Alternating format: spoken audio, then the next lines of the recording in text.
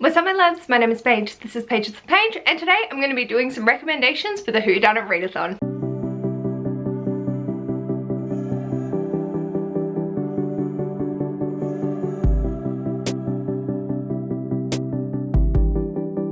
Hello my darlings, welcome to this video. I am genuinely so excited to do this. So in the month of May, Danielle from Bookara, Naomi from Naomi's Bookshelf and myself, Jesus, Bookshelf and myself do not flow together, are hosting the Whodunnit Readathon for the second time.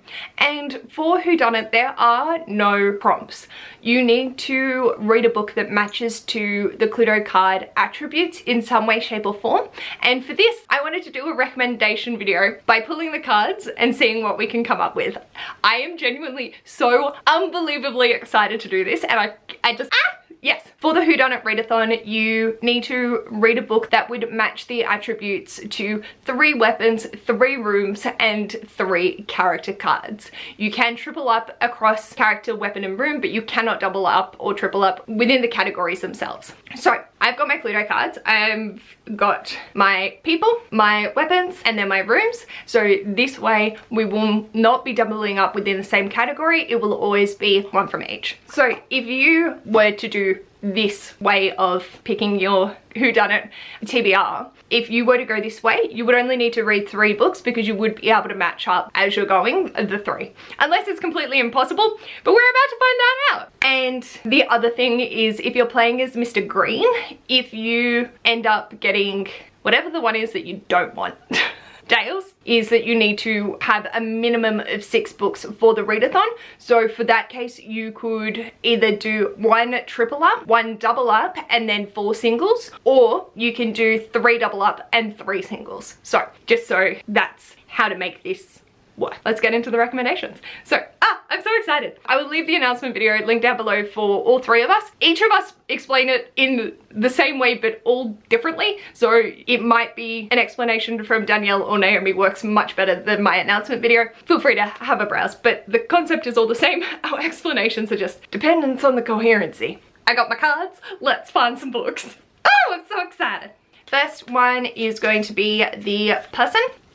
So we've got Mr. Green, which we will need to pair with the weapon that will be the lead pipe, and the room will be, oh, interesting, the study. Oh, I don't have any that come to mind straight out the gate, but I am starting to formulate ideas as I look at this. So I will also leave a link down below our Google Drive and the Word doc that will give some more prompt suggestions if you feel so inclined. I'm going to go find a book that matches to Mr. Green, the lead pipe, and the study. We have my answer, and then I've also got Ash's alternative, which I'll just talk through his reasoning. So what I'm picking for the study, Mr. Green, and the lead pipe is Grunt by Mary Roach, The Curious Science of Humans at War. Doing an easy one for this, Mr. Green, green cover. You don't have to just match it to the cover, but for this one I will.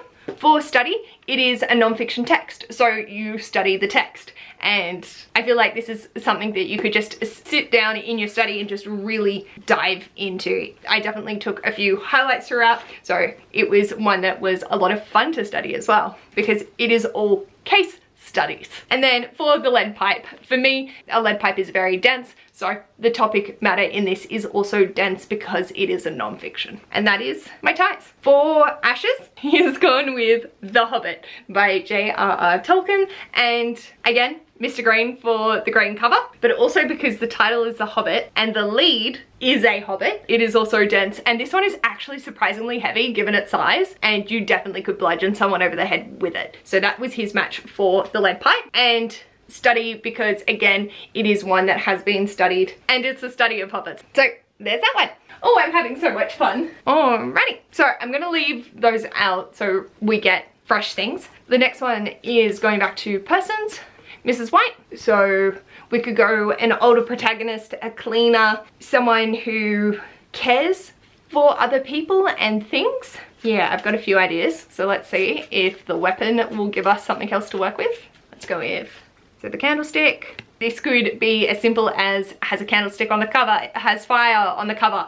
It is an illuminating read. Yeah, my options I now can't think of any that would tie to, oh no, yep, no, still got some. And our room, the billiard room. Ooh, that's tricky. We've got games, gambling. I'm gonna have a think on that one. Alrighty, I'm gonna switch my battery out because of course I forgot to change it before starting, and this is going to take forever to film. So I'll be back with both a book and a new battery. This is great, I'm having so much fun. Okay, so for this set, I actually have 2 from Ash and 1 for myself. I definitely could have found another one, but he's just pulled this at the last moment and mentioned something that I was like, yes. So for mine, I've gone with the Thursday Murder Club. Older protagonist, it is a light read. They enlighten the situation with their detective skills and having to figure out what that is. Also on the back, it says a warm, wise and witty warning. So I'm like, this is just ticking this in so many boxes. And then I Googled a billiards room and all of the parallels to that. And one of the main things was that this is a group dynamic. It's a room designed for groups of people. There is a group of old people in this. So sign me the fuck up. I am so fucking proud of this. I'm gonna be so sad when I don't pull this for my TBR. Ash's original that we both actually went to straight out of the gate was The Poppy War by R.F. Kuang. White cover, smoke on the cover for the Candlestick, and then it is a very competitive school-based initial section, and they are very, very competitive and very, very driven. So making that parallel. Then the one that Ash was like, oh, you haven't actually read this though, have you? No. The Cruel Prince by Holly Black. So pulled it because white, but also not everything is black and white. Billiard room because it is competitive. There's that nature of the games within it as they're navigating those dynamics. And then for the Candlestick, because it's gilded on the cover. I don't know how well that's picking up on the camera, but all of the outline in gold is this reflective coating, which you normally see on Candlestick. I just like, fucking brilliant. Like, you can go about it that way as well. So you can use any physical characteristics. Like if you wanted to tie it to the image of the billiard room, if you're having trouble with it, go for it. It doesn't have to be abstract. It can be as simple as you need it to be. If there is a circle on the cover that's a pool ball, what are they called? You can do what you need to make this work, but I am so chuffed with those picks. I think they're perfect, considering I was panicking when I saw billiard room. I think that's one that I always just struggle with because for me it is not something I usually think about in books. I'm antisocial. Let's do another one. I'm having so much fun. This is great. We need our person who will be Professor Plum. Right here. A lot of options for him. You could go academic, you could go purple, you could go a nerdy character, you could go a clumsy person, you could go something very intellectual, something a little bit vague. For the weapon, we're going to have the wrench, tying nicely for itself for non-fiction for this one, but I try and not always go towards non-fiction for the study or the library or Professor Plum because that is where my brain instantly goes, so stretching it outside of those. Which is why I'm so happy that Ash is also finding books because he thinks about things in such an abstract way. What's your motto with the rules? If rules can't be bent, they are broken. If rules can't be bent, they're broken. And our room will be, ooh, the ballroom, right? Oh dear God. Every time I look at these, I'm like horrified and then I end up finding so many options. See you in a minute. For my selection, I've gone with Heart of Brass by Felicity Banks. So for that, Professor Plum, her dad was a very smart scientific man and he was just that very smart, inventive character. For the wrench, she's literally a mechanic. She has a steam-powered heart. She uses wrenches all the time. The ending of this also wrenched my soul from me, so that was great. And then for the ballroom, Emmeline was very much a lady of society and very prim and proper.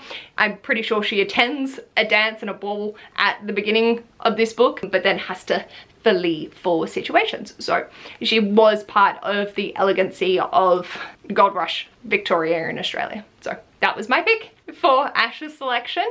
He has gone with the 12 Rules for Life by Jordan B. Peterson. For that, he has a doctorate in clinical psychology, so he's a professor. He has written self-help books to help people fix their life. and his balls have gotten so big that he needs a more ballroom because he's become such a dude bro. He's also obsessed with his plums, and he's written books to help people fix their life, but it's also throwing a wrench in the plans. I'm so proud of you. They're all mine. This is my opinion, not Paige's. Oh, I don't give a shit. I have the same opinion. That's Ash's one, and I just... Doesn't always have to go. You can always adjust it to suit your means, whether it be positive or negative. Shall we do one more? Sure. Our person for this one will be... Oh! Mrs. Peacock. You could go blue on the cover, animals, animal print, birds, high and fancy and fluffy. Got a few jumping to my brain. Very pretty males. Very pretty males. What? The males are the ones with the tail. I know. For our weapon, we're gonna go with, oh, the knife. A quick read. A short book because it's only a short blade. Yep, we got options. So we're gonna pair this with what room it will be. I've got some weird fucking rooms this round. The lounge. Mrs. Peacock, the knife, and the lounge. Leave that one with me. For the last one, Ash and I have actually found 2 books each that we're so proud of. For Mrs. Peacock with the Knife in the Lounge, I have gone with The Strange Case of the Alchemist's Daughter by Theodora Goss. I adore this series. Funnily enough, there is a knife on the cover, which I didn't realize till I was taking it out. It is also set around a group of women, and one of them has had some particular form of experimentation on them, which leads them to be very animal-like, and they all sit in the lounge and discuss the murders that are happening and trying to solve the crime. It's also a very cozy read for me. So that one. My other one, which I'm super proud of, is Hangman by Jack Heath. He's very animalistic in nature. He's well equipped with using a knife, and you're going to sit on the lounge and read this cover to cover because you're not going to be able to put it down. Perfect. So for Ashes, he immediately ran out and put in my hand Before the Coffee Gets Cold by Toshikazu Kawaguchi. This has patterning like Mrs. Peacock in the background, as well as being teal and blue. It's a short, very quick read and sharp. And then The Lounge, it's also a very cozy read. And the last one he's very chuffed with himself for finding, and that is The Picture of Dorian Gray by Oscar Wilde. It has literal peacock feathers on the cover. It's about prettiness of men. Oscar Wilde is very sharp-witted and very clever with his words. He cuts straight to the point. And these characters also sit in the lounge and have a lot of conversations in the lounge. You could also sit in a lounge and have this as a book club book because there's so much to it as well. Fabulous. Absolutely marvelous. I'm so proud of you, my darling. We got a nice stack of books. I'm actually so chuffed with this. These are some of the ways that you can stretch the character cards, the weapons, and the rooms to make it fit for your reading. And I am so thrilled at what Ash and I came up with and the way that we were able to think about things. I've also just had a thought, you could read a book that has a dust jacket on it for the knife because you have to sheath it in that. It really just makes me so happy being able to see what everyone can come up with and how creative you can get with them. So I hope you've enjoyed this video. If you want to let me know in the comments down below, I will leave the card pulls that I've done so you can see them in the description as well if you would like to join along. I'm just so excited for Whodunnit, and that will be running throughout the entire month of May. Please check out the announcement videos, the Google Docs and Drive, and all of the information there for you to be able to have a blast and hopefully just be able to work it in with your reading. It is one of the lowest of low-key readathons, so if you want to have a fun time with us, feel free to join the Discord and we will see you there. Also let me know in the comments if you're going to be joining in, and if you like this video, feel free to give it a big thumbs up. And if you'd like to see more of this mess, feel free to subscribe. I'll hopefully see you in my next video. Bye!